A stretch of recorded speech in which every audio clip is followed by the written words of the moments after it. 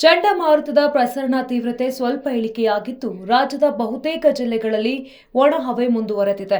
ಬಂಗಾಳಕೊಲ್ಲಿಯ ಪೂರ್ವ ಹಾಗೂ ಮಧ್ಯಭಾಗದಲ್ಲಿ ಮೇಲ್ಮಟ್ಟದ ವಾಯು ಚಂಡಮಾರುತ ಪರಿಚಲನೆ ಈಗ ಮಧ್ಯಭಾಗದಲ್ಲಿದ್ದು ಅದು ಸರಾಸರಿ ಸಮುದ್ರ ಮಟ್ಟಕ್ಕಿಂತ 3.1 ಕಿಲೋಮೀಟರ್ ಎತ್ತರದಲ್ಲಿದೆ ಎಂದು ಭಾರತೀಯ ಹವಾಮಾನ ಇಲಾಖೆ ಮಾಹಿತಿ ನೀಡಿದೆ. ಬೆಂಗಳೂರು ಸೇರಿದಂತೆ ರಾಜ್ಯದ ವಿವಿಧ ಪ್ರದೇಶಗಳಲ್ಲಿ ಕಳೆದ 2 ದಿನಗಳಿಂದ ಮಳೆ ಬಿಡುವು ನೀಡಿದೆ.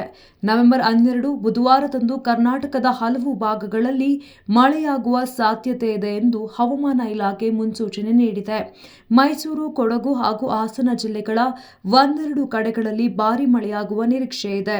ಬಳ್ಳಾರಿ, ಬೆಂಗಳೂರು ನಗರ ಮತ್ತು ಗ್ರಾಮಾಂತರ, ಚಾಮರಾಜನಗರ, ಚಿಕ್ಕಬಳ್ಳಾಪುರ, ಚಿಕ್ಕಮಗಳೂರು, ಚಿತ್ರದುರ್ಗ, ದಾವಣಗೆರೆ, ಕೋಲಾರ, ಮಂಡ್ಯ, ರಾಮನಗರ, ಶಿವಮೊಗ್ಗ, ತುಮಕೂರು ಹಾಗೂ ವಿಜಯನಗರ ಜಿಲ್ಲೆಗಳಲ್ಲಿ ಸಾಧಾರಣ ಮಳೆಯಾಗುವ ಸಾಧ್ಯತೆ ಇದೆ.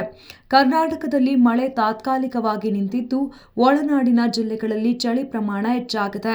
ಬೀದರ್, ಬೆಳಗಾವಿ, ವಿಜಯಪುರ, ಬಾಗಲಕೋಟೆ ಮತ್ತು ಕಲಬುರಗಿ ಜಿಲ್ಲೆಗಳಲ್ಲಿ ಮುಂದಿನ 3 ರಿಂದ 4 ದಿನಗಳವರೆಗೆ ಶೀತ ಗಾಳಿ ಬೀಸುವ ನಿರೀಕ್ಷೆ ಇದೆ. ಒಳನಾಡಿನ ಕೆಲವು ಭಾಗಗಳಲ್ಲಿ ಕನಿಷ್ಠ ತಾಪಮಾನವು ಸಾಮಾನ್ಯಕ್ಕಿಂತ 2 ರಿಂದ 3 ಡಿಗ್ರಿ ಸೆಲ್ಸಿಯಸ್ ಕಡಿಮೆಯಾಗುವ ಸಾಧ್ಯತೆ ಇದೆ. ಮುಂದಿನ 24 ಗಂಟೆಗಳ ಅವಧಿಯಲ್ಲಿ ಬೆಂಗಳೂರಿನಲ್ಲಿ ಮಳೆ ಸಾಧ್ಯತೆ ಇಲ್ಲ. ಗರಿಷ್ಠ ತಾಪಮಾನವು 29 ಡಿಗ್ರಿ ಸೆಲ್ಸಿಯಸ್ ಹಾಗೂ ಕನಿಷ್ಠ ತಾಪಮಾನವು 17 ಡಿಗ್ರಿ ಸೆಲ್ಸಿಯಸ್ನಷ್ಟಿರುತ್ತದೆ. ಇದೇ ರೀತಿಯ ಹವಾಮಾನ ಮುಂದಿನ 48 ಗಂಟೆಗಳವರೆಗೂ ಮುಂದುವರಿಯುವ ಸಾಧ್ಯತೆ ಇದೆ ಎಂದು ಹವಾಮಾನ ಇಲಾಖೆ ತಿಳಿಸಿದೆ.